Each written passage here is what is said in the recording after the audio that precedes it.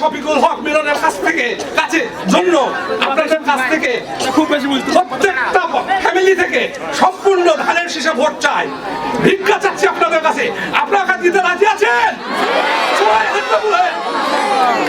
সকালবেলা ফজরের নামাজের পরপরই কালুপাড়া মাঠে আপনারা উপস্থিত হবেন। আপনারা সবাই হাত তুলে দেখান। আলহামদুলিল্লাহ, আলহামদুলিল্লাহ।